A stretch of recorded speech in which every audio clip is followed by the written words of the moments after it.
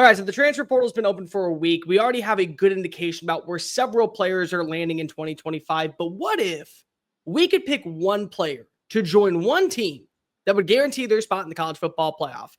Well, that's exactly what we're about to do. So let's break it on down. Welcome on into SEC Unfiltered. He's Dave Shumate. I'm Cole Thompson. And today, we're going to pick one player that we think should go to this SEC school for 2024. But real quickly, make sure that you like the video, hit the ring notification down below, and subscribe to the channel because we talk college football every single day. Download the podcast version of the show wherever you get your podcast listening systems. Follow us on the socials. The links are in the description. Follow Dave at Mach 10 Sports, me at Mr. Cole Thompson, and check out all of our great work found at SECUnfiltered.com. This episode is brought to you by our friends over at Prize Picks, the official sponsor of the SEC Unfiltered Tour. And Prize Picks wants you to go visit them at prizepicks.com. Use the promo code SECU at sign up, and they're going to give you a $50 instant play when you use your first $5 lineup.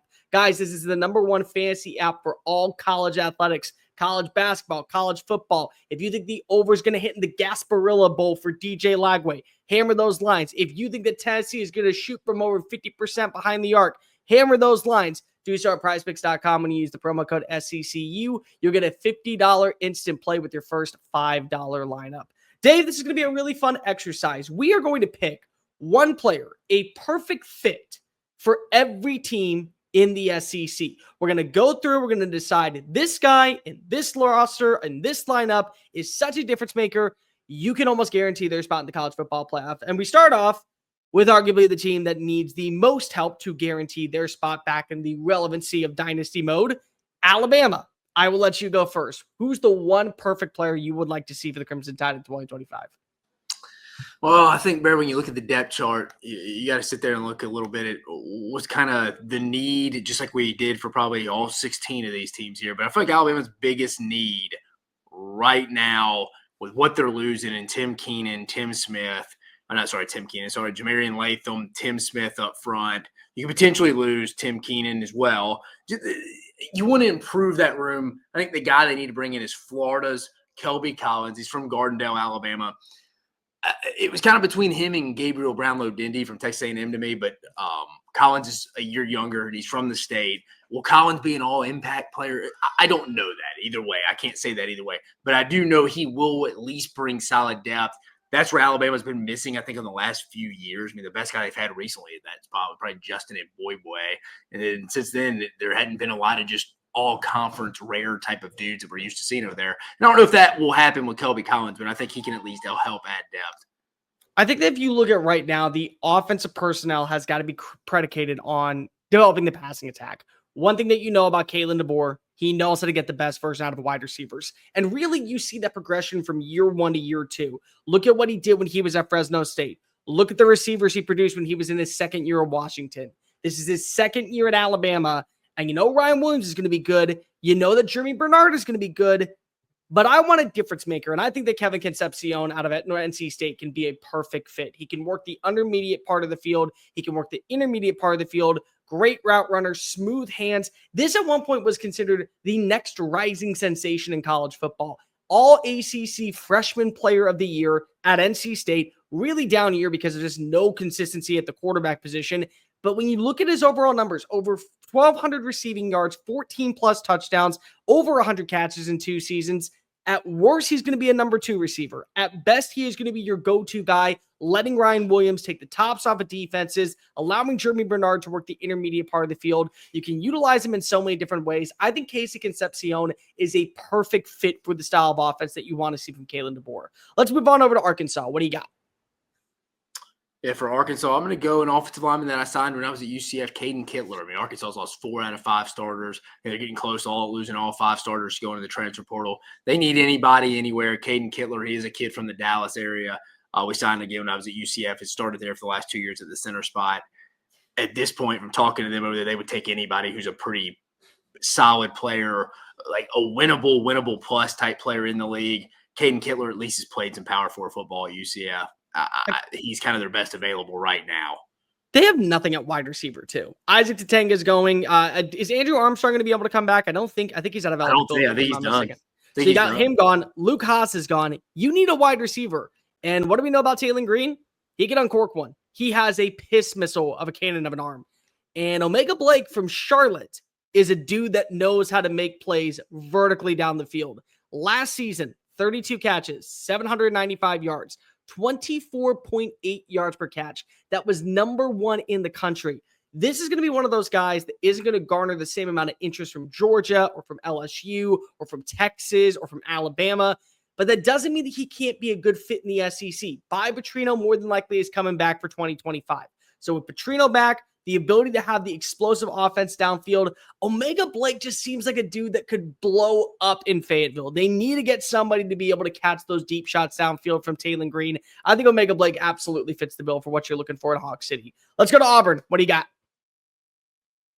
For Auburn, for me, Bear, as a guy that OV'd to him this past weekend, Fresno State, Phoenix Jackson, a little bit of an undersized guy. Some people would call him an ankle biter.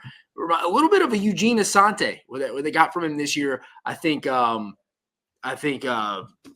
Durkin does a phenomenal job coaching up his backs. Honestly, I thought Torian York had a better year last year. Had a good year this year. Not saying that, but I think when you're just comparing them and you're splitting hairs, a really good player in 2 years. But I think it was the better year was with DJ Durkin. Saw what he did with Eugene Asante this year. I think he could do the same. Could have maybe the Darian Mossy type kind of like the Duke transfer impact they had this year. Maybe he's not a starter, but he's at least going to be next to DeMarcus Riddick. I think he at least adds depth there in a front seven that definitely needs depth. So I'm going to go with our guy Phoenix Jackson, had over 100 tackles in 4 years at Arizona. So, Fresno State.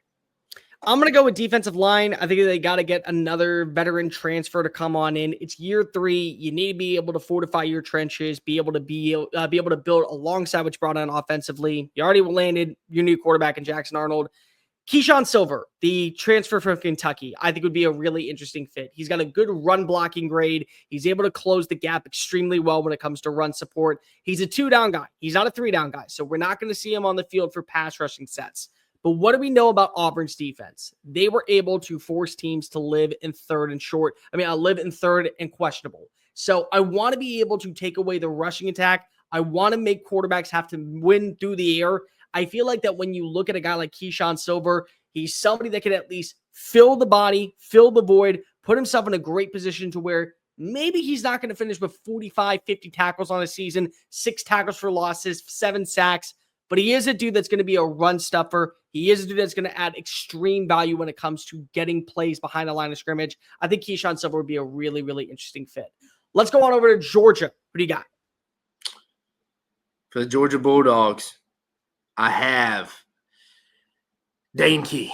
I went back and forth. Wow. CJ Daniels as well. But I think for Georgia here, Bear, what I like here about Dane Key is I think you can look at the depth chart, and I think you can see they have some options in the slot at the Z spots as well. I mean, you see it, Arian Smith, I think London Humphreys, where he got hurt, was fine. Dom Lovett. I mean, Anthony Evans, when he's healthy, you can win with those kind of guys. They need the big X guy that we've seen a little bit. Dylan Bell's somewhat in that mold, but I think they can get better. Again, we talked about it all year. They missed Ra Thomas. They missed Colby Young. I think they need to get a big X receiver like Dane Key. And Dane Key, I mean, you could probably be like, hey, look, I know Gunnar Stockton may not be the ultimate passer I want, but, man, I'll tell you, it can't get any worse than I've had the last 3 years. I'm just coming in trying to get somewhere where we can win and have some kind of structure. I think it'd be a win-win, really. I think it'd be a pretty good marriage across the board for both parties there between Dane Key and Georgia. So if I'm Georgia, I think you need that big-time X receiver. And is Dane Key some big-time guy? Probably not. But, again, I think he can definitely help you on the outside. Let me ask you, did you just say it was between Dane Key and who else? I was going with my guy, CJ Daniels. Cool, because CJ Daniels is my pick. So there we go. Problem solved. Listen, just because he didn't work out at LSU does not mean he can't work in the SEC. Look at his numbers when he was at Liberty and how he progressively got better with time. He finished with over 1,000 receiving yards in his final year, 10 touchdowns. Last season, he was 4th on LSU in receiving yards. He was 4th on LSU in receptions at 42, 11.4 yards per play. That would probably be good enough to be the number 2 receiver for Georgia this year. And I feel like that regardless of who you bring in at quarterback, whether it's Jaden Rashada or Gunnar Stockton, or you go into the transfer portal, like and get a Dylan Lonergan from Alabama, you need to be able to have a veteran, somebody who has been around the block and worked with a cast of different quarterbacks. That's Daniels. I think that he's a really good route runner. I think that he can win vertically. I think that he can take over games. I think in the perfect system, which may not be Mike Bobo's system. It may be Buster Faulkner's system. It may be somebody else they elevate to the offensive coordinator position that changes some things up. I feel like that at 6'2", he can win a lot of one-on-one battles. He's a pretty good route runner. I agree with you. He can be that X weapon that can take tops off of defenses, win with physicality inside the red zone. You need that if you're a quarterback. I believe that CJ Daniels absolutely is really a must fit for a team out in Athens, Georgia for 2025. Let's go to Florida. And Dave, if you don't mind, I'm going to take this one first because if I don't think we have to spend much time, you just mentioned him. I go Dan Key. I want Dan Key working with DJ Lagway. For starters, it's DJ Lagway. Like, that's my selling point. If I'm Dan Key and I'm trying to figure out why go to Florida, I got a Heisman Trophy caliber quarterback sitting behind the line of scrimmage waiting to release darts on daily end to me. Number two, they don't have a legit number one receiver right now. Aiden Mizell is going to come on big next year. I think that he can be a vertical threat. He can win with pure speed. He's got great agility in the open field, but you're losing Elijah Badger. You're losing Shamir DK. Trey Wilson lost a lot of hype this past season because of the injuries, because of how he wasn't playing at times. So I feel like that you got to get an enforcer. You need to get somebody who's taken over games. Here's what I can guarantee when I get a Dane Key on my roster. He's going to give me 40-plus catches in a season. He's going to finish with an average of 13-plus yards per play. He's going to be at least a weapon inside the red zone, anywhere between 5 to 8 touchdowns per year. He's going to be effective on third down. He's going to win his one-on-one battles. I want that to enforce the rest of my locker room. And when I look at a team like Florida, they need to start getting aggressive. They need to actually write the blank check for Billy Napier, say, give it to who you think is going to be a difference maker, because if we struck gold at the quarterback position, and he wants to be here, so I want to surround him with as many targets as possible. That way he guarantees himself a spot in New York City and guarantees us a spot in the conversation for a college football playoff berth. I think Dan Keep can be that guy, the way Elijah Badger tried to be, the way Shamir Dike could be. You're going to see growth from the other receivers, but I want a veteran. I feel like this is just a dude that fits the Gator culture. Go ahead and give me Dane Key down in the Keys of Florida. Would love to see him be the key to open up the passing attack for DJ Lagway in 2025. You're talking about Lagway's weapons. I'm going to get his security blanket here. I'm going to go to the offensive line here, a position they've, especially on the right side, struggled with really since Billy's been there, Rob Sell's been there. They're replacing Brendan Crenshaw-Dixon, who they brought in from San Diego State this past year. They need a tackle.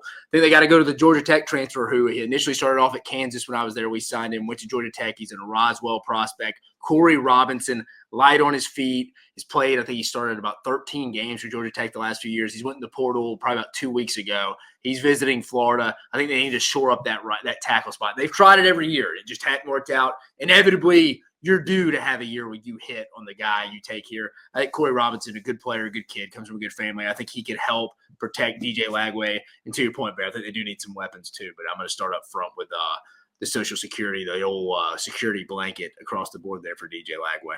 Let's head to the Bluegrass State. Kentucky needs a lot. I mean, they need a brand new roster, probably maybe a couple coordinators, maybe a new head coach, a lot of NIL money. Regardless, what is the one position you would love to see them address, and who's that player?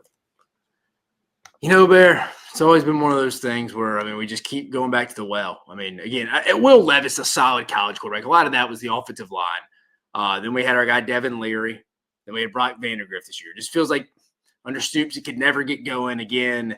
If Vince Marrow leaves, it's another conversation for another day.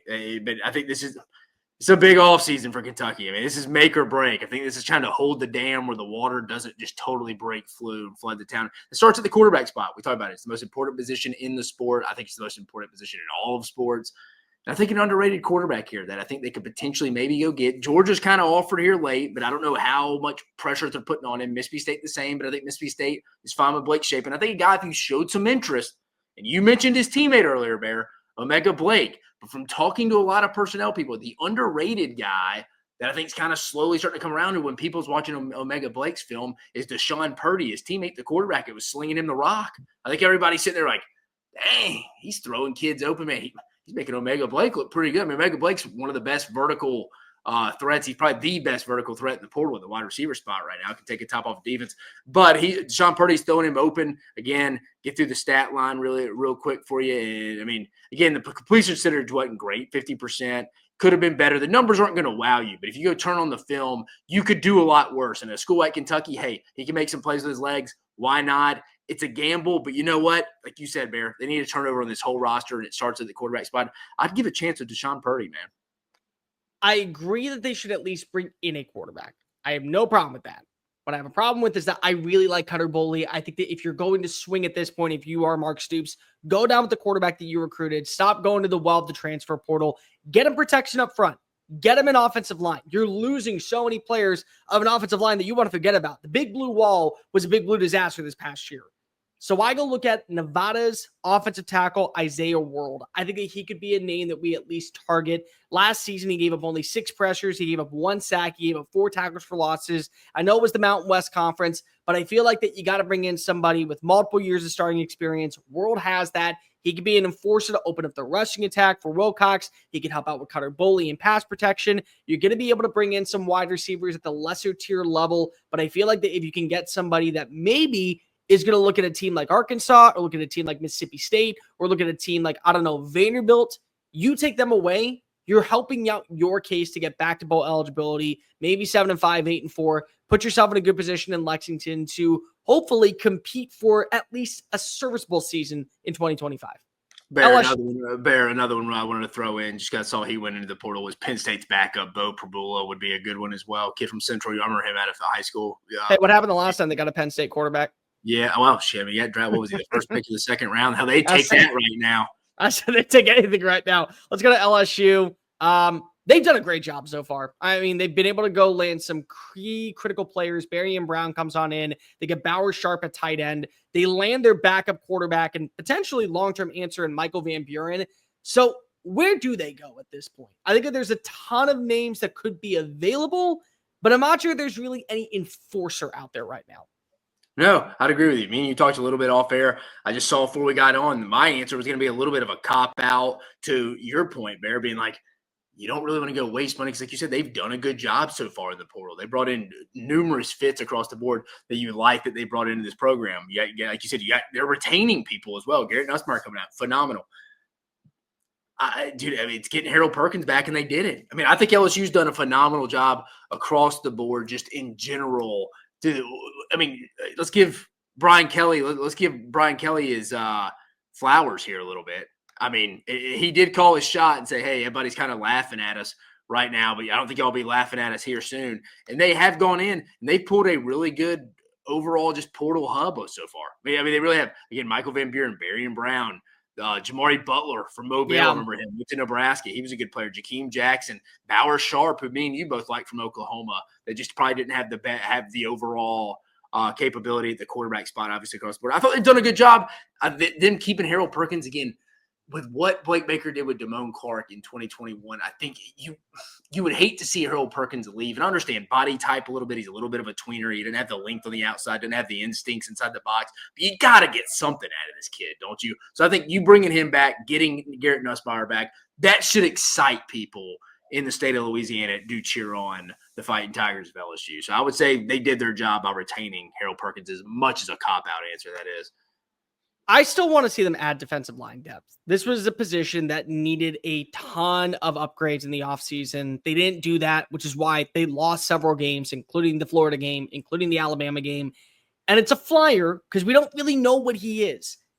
But when the college football recruiting committee is all saying he is a 5-star talent, even though he hasn't shown it, I'm willing to take that risk on Gabriel Brownlow-Dindy, the Texas A&M defensive lineman. Look, if I get him working with Bo Davis, the best defensive line coach in college football, I'm going to see results. If I put him in a Blake Baker defense, and even if he's a rotational type of guy that only comes in on third downs and is great against the run, I'm going to take that 10 times out of 10.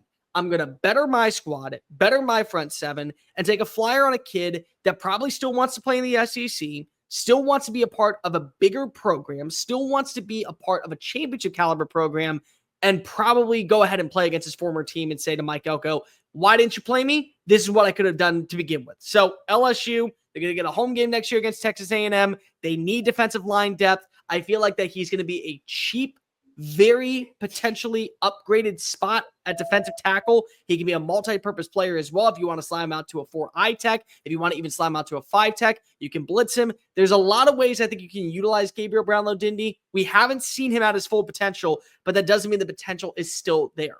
Let's go to Missouri. Missouri has got to bring in a quarterback for my money, just a veteran to be able to stabilize the roster. But they did land one of my favorite players in the SEC this past year, and Kevin Coleman from Mississippi State. So they got a wide receiver. What do you think they should add next? It's got to be Miller Moss, in my opinion, the USC transfer. Again, Well, he already transferred to Louisville. Did he already? He already transferred to Louisville. Shoot, it's got to be a quarterback then. I mean, it's to your point. Let me pull up my rankings here. Sorry about that, Bear. Let me see. Hey, you go ahead right now. Let me find somebody.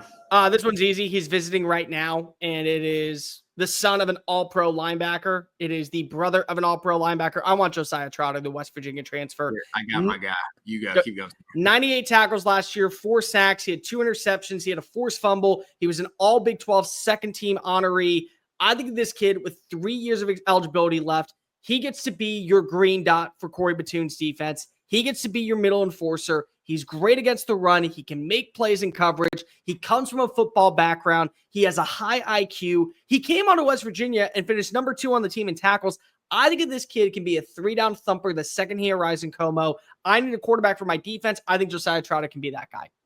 I don't know if they can get this guy, Bear, but I'm going to go Fernando Mendoza, the kid from Cal. A little underrated across the board. I know Auburn looked at him a little bit. I would go Fernando Mendoza here. I'd like that fit there across the board. I think Kirby Moore, I think Eli Drinkwitz could sell them a little bit too. And I literally just saw him miss. I was like, how did I miss Miller Moss a day ago? How did I miss that? But I guess I was dealing with my kid. But no, for Fernando Mendoza, who I would go. They have to have a quarterback, right? They have to have a quarterback. They don't have that guy right now.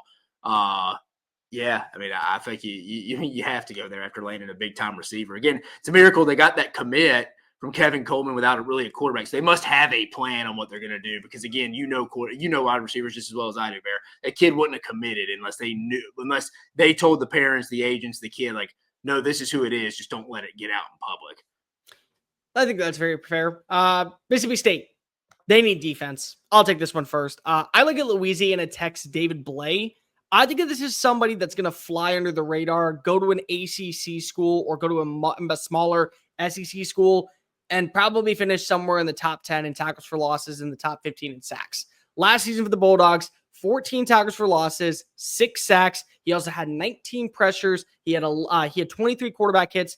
He can do a little bit of everything from inside. I feel like that if you're going to be a 3-man front rushing, you got to be able to get those big mother truckers that are just able to pulverize through offensive tackles. I think David Blay fits kind of the criteria. He currently stands at 6'4", 304 pounds. You can probably put a little bit more weight on him. If you want to transition him to the outside, you take a little bit of weight off of him.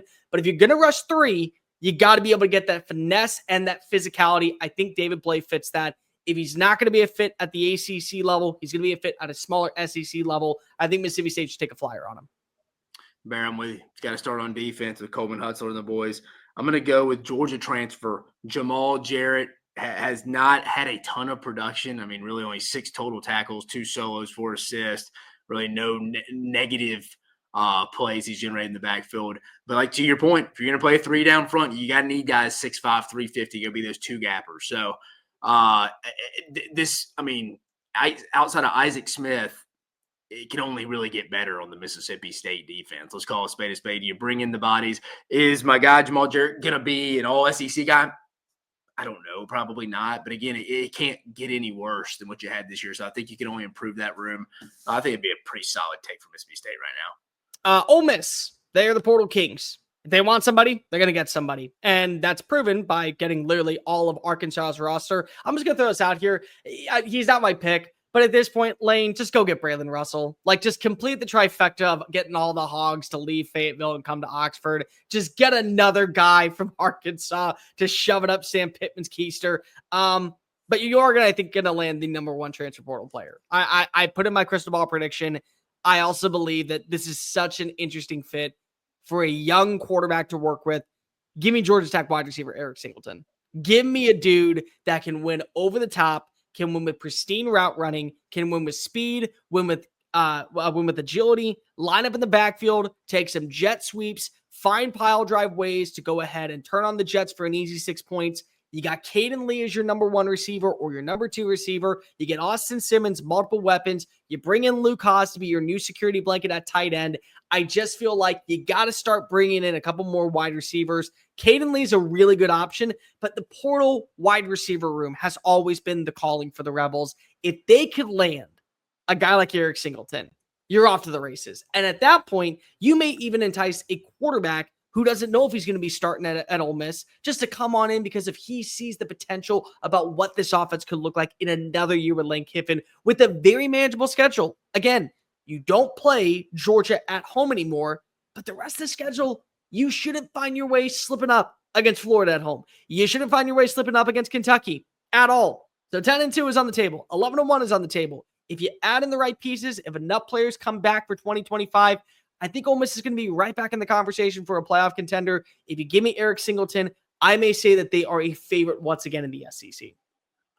I mean, Lane Kiffin's offense, I think, is at its best when it can get the run game. You're right. I mean, you can't go wrong with Eric Singleton, 10'6", 800-meter guy, but you can't coach that. I do like some of their weapons, though. Coming back, you mentioned Aiden Williams, Caden Lee, Jordan Watkins going, Micah Davis. They got a couple guys they can add from the portal as well, like Daquan Wright at the tight end spot. Coming back with Caden Priestcorn transfer, and I actually thought Daquan Wright was better than him at times for the most part. But I mean, I think why Ole Miss's offense struggled at times this year is because of the lack of the run game. I think they thought they could manage the loss of Quinshon Judkins a little better. Lane did his best when he has a featured back. I think, call me crazy, Justice Haynes. I had this one down before I saw he is visiting Ole Miss in South Carolina. I just think this would be a perfect fit for Lane's offense. He loves the bell cow. It just opens up so much more for Lane's offense when defenses have to go move a safety in that box and add another hat in there. And that opens up the middle of the field for guys like Daquan Wright, like I was mentioning. I don't know how they could go through the portal season without trying to get a productive back. And this one kind of falls in their lap just to some extent there. I mean, was Justice Haynes, and to be fair, I think Justice Haynes was a little underutilized this past year. He 100% was underutilized. And so was Jam Miller, just the run game in general. Now, I do think Alabama was not willing to pay Justice Haynes and his dad what they wanted, so they let him walk. But the transfer portal kings will do that. And I think Lane's sitting there salivating like, this is the guy we missed last year. Imagine if we had him. I think we could potentially see him have a big year. I think Ole Miss needs to go get Justice Haynes out of the portal. Listen, I think that Jam Miller's coming back to Alabama. They have some young guys in the building. They got the kid from Mobile. They got Richard Young still. Alabama's going to be fine. Justice Haynes needs a fresh start. I think a fresh start for everyone is Oklahoma. They're bringing in a new offensive coordinator and Ben Arbuckle. I don't know what they do at quarterback right now. The rumor is that John Mateer is waiting to figure out what is the course of action for him with Washington State. So I'm not going to say that he is the option. What I am going to say is that whoever is the starting quarterback needs weapons on the outside.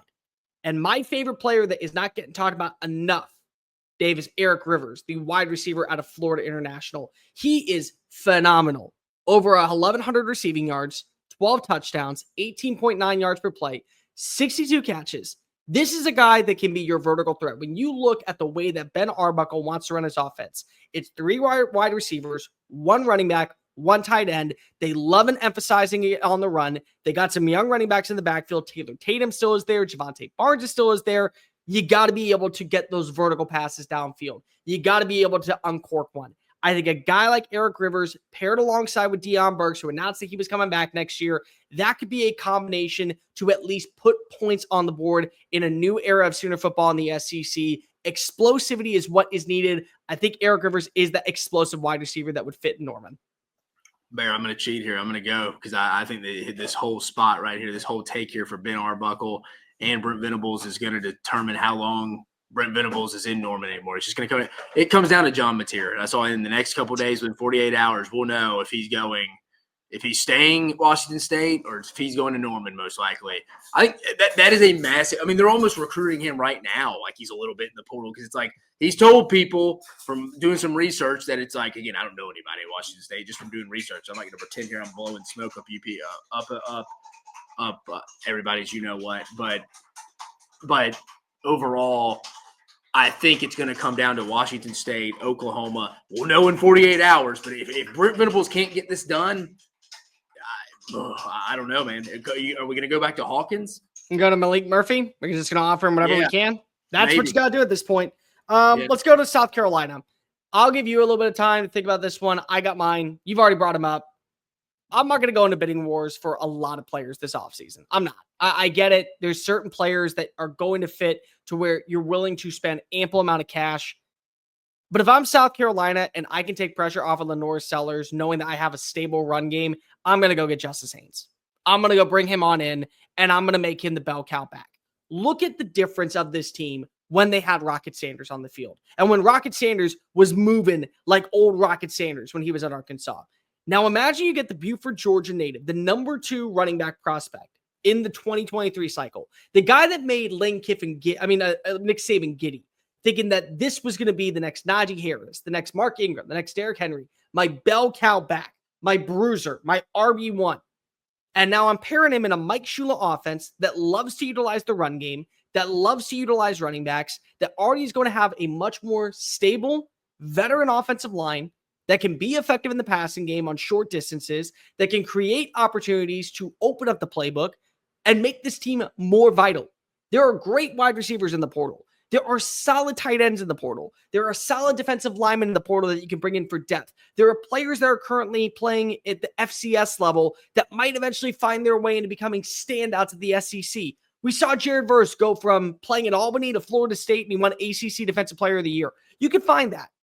I don't know, for a style of offense that you want to run, you're going to find a better running back than Justice Haynes. I'm swinging big. I'm writing him a check. I'm making sure that when he comes to Columbia, South Carolina, he's not leaving until he puts on the garnet and black. For South Carolina, you already mentioned him, Omega Blake. I think he's going to come back.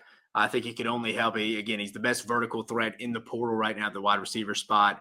I think he can only help Lenore Sellers. We've seen Lenore Sellers is at his best, or at least this year when he's improvising, making people's making the initial tackle or miss, getting outside. Again, if you're having DBs and safeties have to come run up because they're worried about Lenore Sellers making people miss and him getting the second and third levels, that's going to make them forget about Omega Blake off the top. That can really help him. Again, I've been pretty honest, but I don't think South Carolina has a true number 1 receiver. Now, if Nicholas Harbor continues to develop, can you imagine Nick Harbor and Omega Blake together? That'd be a good 1-2 punch. I mean, that could happen. I think for South Carolina, obviously they got a lot of things to replace on defense, but I do think right now with the portal set up, again, if they're a big-time defensive tackle or something like that, I even think you could throw Gabriel Brownlow-Dindy into this conversation as well. That's somebody they'd probably be interested in. But I think Omega Blake, again, unless he left on poor terms, again, I don't know that, but I think it would be a good fix, add in another body at that wide receiver spot, because I do think Lenore Sellers, and you mentioned that first-year Mike Shula offense, is going to need some more weapons than I think they had, and they're also going to need Nick Harbor to continue to develop.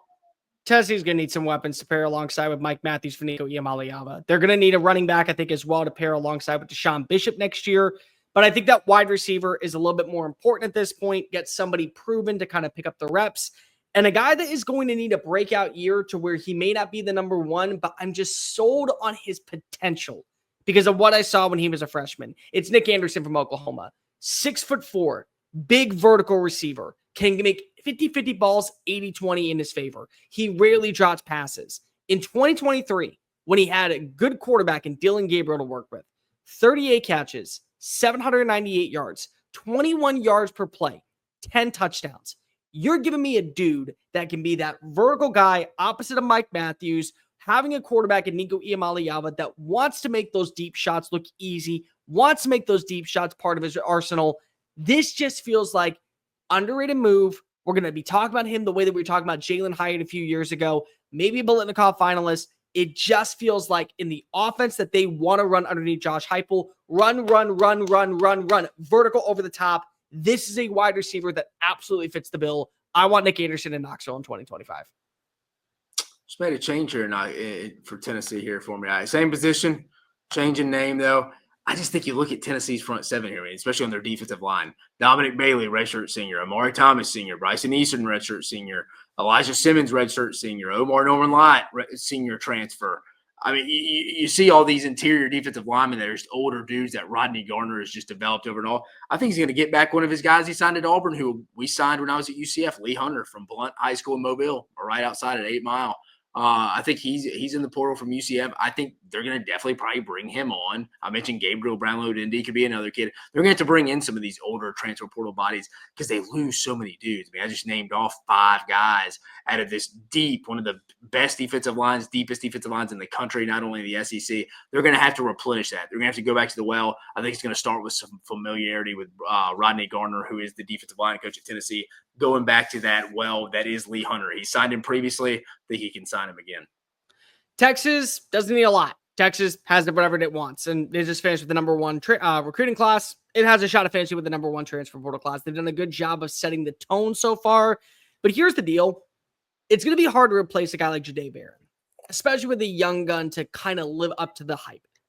I think that there is one person that could come on in and understand Johnny Nanson's defense extremely well, because he was an all Pac-12 player in Johnny Nanson's defense 2 years ago, and that'd be Tacario Davis out of Arizona. You got to remember that when Nanson left, he brought multiple players from Tucson over to Austin. And a guy like Tacario Davis and Jacob Manu decided to stick behind. They believed in Brett Brennan's vision. They didn't follow either one. They didn't follow him, or they didn't follow Jed Fish out to Seattle. I feel like that when you get me a 6'4" cornerback that can also line up at safety and need be, who led the conference in pass deflections with 16 in 2023. He also has 1 interception, but he also has a great coverage grade by Pro Football Focus for the last 2 years. He didn't work out in this new system that they were running out in Tucson, but I know that he fits Johnny Nanson's system because if he was an all Pac-12 player in 2023. So you give me a reunion out in Austin, you pair him alongside with Malik Muhammad. That's a 1-2 combination that's going to make offense coordinators have fits. I think Tacario Davis needs to reunite with his DC from Arizona, put him down on the 40 acres, let him become CB1 and the heir apparent of Jahdae Barron. Yeah, for the Horns, I'm going to go to the same thing I literally just said about Tennessee. Again, it starts off, you win national championships at the line of scrimmage on both sides of the football here. For Texas, again, you're losing Alfred Collins, you're losing Bill Norton, Vernon Broughton, Teole Sevilla will be in there as well. It's a senior, right? I mean, they're just in the same veteran standpoint from what Tennessee is. I'm going to go, I don't know how good of a player this guy is, really. I mean, I've watched it. I know how good of a player he is. And when I say that, I don't think he's some elite level. It's not going to be the plug and play like they did from Devondre Sweat and Byron Murphy, and they did with Vernon Broughton and Alfred Collins. But the point being there, those 2 guys are homegrown. They didn't bring them from the portal. So when you go fishing in the portal, you know what you're getting a little bit. They've been homegrown within your program. I'm going to go Javier Suggs from LSU here. Randall maybe a little bit. Lee Hunter was in this conversation again. Gabriel Brownlow-Dindy. I keep saying his name for all these defensive linemen, but they're all in this pool. And I think at the very least, Suggs can at least provide some depth. Was he great at LSU this year? No. I think if they really wanted him, they probably would have kept him. Maybe Texas, PK, and them see a little bit of something. They're like, hey, we can at least work with this guy. He can be maybe our 5th, 6th, 7th guy right now. And that's what teams at Texas's level right now can look at. We kind of like our high school kids. Let's develop. Let's bring in some back in depth because we all know you're not going to survive an entire season without injuries, especially the closer you get to the football and the more physical the game is. We're leaving Austin. We're going to College Station. Texas A&M needs some help. I would say more so on the offensive side than the defensive side. They're going to be in the running for a couple of wide receivers. They're going to be in the running for a potential tight end. Dave, who do you got? I went with the guy you mentioned earlier, Nick Anderson from Oklahoma. I'm with you a little bit. They got to get some kind of passing threat. You mentioned tight ends, another spot as well. I just think you got to go help Marcel Reed out. I mean, hell, you've even brought in Jacob Zeno, the backup quarterback, in as well to help. But you got to go get somebody out of the portal at the wide receiver spot to help him. Nick Anderson been banged up a little bit. He was in that MASH unit along with 5 of their top 7 guys in Norman for Oklahoma and the Sooners this year. I think Nick Anderson can at least, well, again, will he be some massive dude? No, but I also think you pair him up. He could be a little bit part of that basketball roster that I talk about when we talk about building a wide receiver room, like your 1 spot being your point guard all the way through your 5 being a center, just different body types. I think he can help that room. I think you got a big body receiver in Noah Thomas that's coming back in. I think that you need to bring in another wide receiver. They've been linked to him since his recruiting days coming out of Lake Bell High School in Temple, Texas. He wants playing time. He'll see playing time in this offense. I go Micah Hudson, the transfer from Texas Tech. Here's the bottom line. The reason why he left Lubbock was not because of NIL purposes. It's for playing time. He only played in, I believe it was 6 games. He had 8 catches for 123 yards. They didn't utilize him at all, which is very shocking for a Joey McGuire squad because I understand that you want to get the veterans experience, but this is somebody that is playing in the Big 12 that was getting hunted by SEC schools. This is somebody who could be a difference maker for years to come. This could have been your next Michael Crabtree. And because you didn't utilize him, he wants to be a part of an offense that will. There has been multiple speculation that this is a done deal already, but I look at what you have. You're getting a quarterback in Marcel Reed coming back next year that is going to utilize his legs and is going to want to connect across the middle of the field. Give me a guy like Micah Hudson that could turn it up, turn on the Jets, put up easy 6 points, give ourselves a fresh set of downs, consistently move the chains. I think he's a good route runner. I think he has solid hands. And here's the bottom line. People are going to say, well, he didn't pan out at Texas Tech. What makes you think that he is going to pan out at College Station? Guys, what's more likely true? The fact that he was underutilized by a program, or that the entire recruiting community, who all said he was a 5-star receiver, just whiffed on him? I'm going to lean the former more so than the latter. I absolutely think that there is still a lot of potential for him to come on in and be a number 1 wide receiver. And with 3 more years of eligibility, you can't turn that down if you're Mike Elko. You're trying to establish a culture. You're trying to take that next step forward. That feels like a done deal to me. We got one more for us. Vanderbilt. Vanderbilt was the best team in college football from a story perspective last year. And it's going to be hard to duplicate. But Dave, it's very clear. If you're a Clark Lee, they're going to want to see similar results. So where do you go?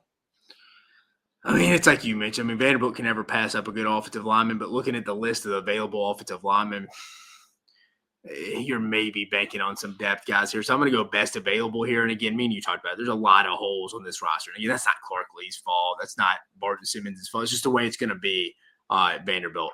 I'm going to go kind of like you. I think you could get some value here on special teams as well. He's coming from Arkansas. Isaiah Satania has a track and field background. Think he can help you from a speed standpoint that Vanderbilt's not accustomed to having. True track and field speed. Both his parents are on staff, the track and field staff at Arkansas. I remember his recruitment when I was still in college football. He also brings a special teams value in punt return, kickoff return as well. Vanderbilt stealing reps like that, getting guys that can win in 2 out of the 3 phases of the game, I think could really help them. Maybe playing a little chess, not checkers move again. They got a lot of holes. I don't think there's a wrong answer here, but I'm going to go with the wide receiver spot, punt returner, kick returner spot on special teams, Isaiah Satania from Arkansas. So again, this is who we would love to see. It's like a dream addition for the squad. This is a dream addition. But Diego Pavia came from Conference USA and balled on out in the SEC. Why can't Caden Salter do the exact same thing? Why can't Caden Salter beat his former coach? Why can't he beat Hugh Freeze? Because Hugh Freeze had a chance to sign him. He said no. And what if you get 2 players for the price of 1? So humor me. What if there's a conversation going on behind closed doors? CJ Daniels and Caden Salter both saying, let's reunite, ignite the flame that we had back at Lynchburg, Virginia. Let's go ahead and turn the SEC upside down. And Vanderbilt offers him. And then it's a price of 2 for 1 quarterback. He's a mobile guy. Remember his success in 2023. He had 12 rushing touchdowns. He had 32 passing touchdowns, 2,800 passing yards, 9.9 yards per play. And he is not afraid to run the football. You have AJ Newberry. You have Cedric Alexander. I think that you're going to bring in a tight end. I think that regardless of what you have on the offensive line, you'll be fine when you got to do like Salter being able to make maneuvers behind the line of scrimmage and forcing people to miss left and right. It's a dream scenario. If one Conference USA quarterback can work in the SEC and beat the number 1 team in Alabama, why can't Caden Salter do the exact same thing in a similar offense? I'm just saying, it's a dream scenario. Let's just throw him with the Commodores. Let's throw him in Nashville. Let's throw him a bunch of money. Let's be a little bit salty that we're losing Diego Pavia, and let's run this shit back. That's the way I'm feeling about this if I'm Clark Lee. No, I agree. There's no wrong answer for them. I think you could easily go in and make a case for a couple of different positions. Let us know in the comments section, who do you want to see at your dream school? Like, review, make sure that you hit subscribe. Follow us on the social channels. The link is in the description down below. Follow Dave at Mach 10 Sports, me at Mr. Cole Thompson, and check out all of our great work found at SECUnfiltered.com. For Dave Shumate, I'm Cole Thompson, and just remember, the transfer portal, it's college football's free agency. Bye.